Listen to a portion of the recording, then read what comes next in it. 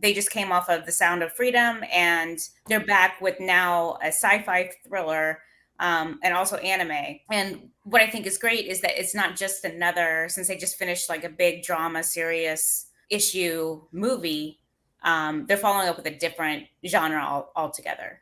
Yeah, that's a great point. I mean, from child trafficking to sci-fi action thriller and now anime. Well, and also, I think they're keeping in mind, just because conservatives or I'm not into something doesn't mean there's not this entire audience that's not into something. And so that is what you're seeing with anime. Like, I'm not into anime and manga, but they obviously know that it is a hugely popular entertainment among Americans, young and old.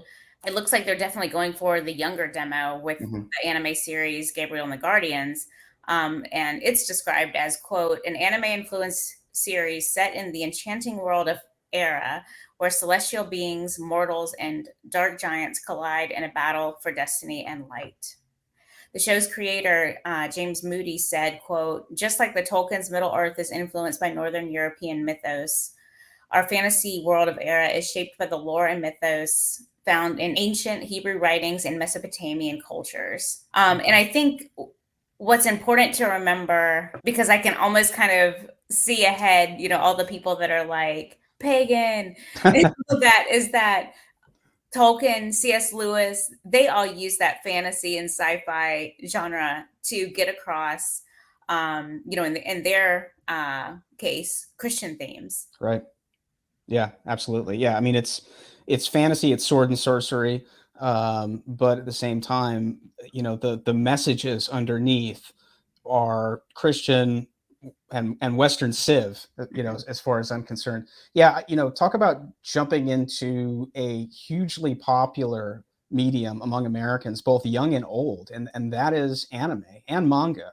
I think this is a really, really smart move because they see this huge market, and they also see young people, and they're going to go and fill that vacuum, which I think is just brilliant. So I've seen the trailer for this, and the animation looks very solid. It's very authentic looking. They have even hired some very talented, well-recognized anime voice actors, some of whom have worked on Akira, Mobile Suit Gundam, Star Wars, The Clone Wars, Teenage Mutant Ninja Turtles, Batman, Green Arrow, and Spider-Man. So, these are all talented voice actors who are working in mainstream entertainment. Imagine that, conservatives hiring people that Well, actually do that for a living. well, yeah. And who knows what these people's politics are? They're just trying to go out and hire the very best talent. So they end up with a fantastic piece of entertainment that looks and feels authentic and connects with the audience. As far as I'm concerned, when you're creating something, the less risk, the better. And you're always going to be far better off hiring the best. You have a much better chance of ending up with a great product and a great piece of entertainment and a great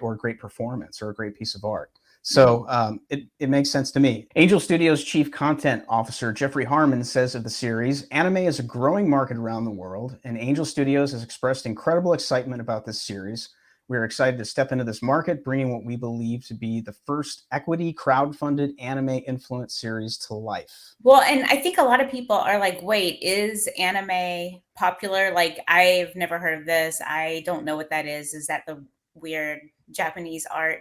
And I kind of first started seeing it from Taz, the resident artist from Red Eye, who we're great friends with. And before you think these are just like one-off and they're into something weird, as it turns out, almost 2/3 or 63.5% of Americans enjoy anime. And right now, the anime market share in North America is over $24 billion. So why would conservatives or anyone in the entertainment not want a piece of that? Yeah. And approximately 74% of US Netflix subscribers have watched an anime series on the platform. 27% of anime viewers in the US watch it daily. Also, the US anime market share accounts for approximately 33% of total revenue for the global anime industry. And most importantly, 39% of US anime viewers are between the ages of 18 and 24. So yes, young people watch anime, and Angel Studios is looking to reach young people, which is very smart. It's not just on your boomer dad's website, who decides to release a movie or something. Right. which a lot of them have done and done so well. But it's also about thinking ahead. And um, I don't know if there's been like a huge outreach beyond entertainment from the left. Certainly not any that's been on our radar. Mhm. So, I mean, I think this is like a fantastic opportunity to do something new and before the left. I mean, this really surprised me because Angel Studios obviously is making films and they've got their TV series, but to make a jump into the genre was surprising, but at the same time, it's not. We've got three generations of Americans who have been raised on anime, starting with Gen Xers in the late 70s. Shows like Astro Boy, Robotech, Battle of the Planets, Speed Racer. These were all shows that were brought over from Japan and edited for Americans. I was going to say the most popular one, because I had asked you earlier if that counted, and I think people are like, I've never heard of it. It's like, have you heard of Pokemon? Right, right. What, and then you might know of it from the game or the cards or the TV show, which I used to watch when I was in college and didn't have cable. Yeah. That's like how prevalent it's gotten.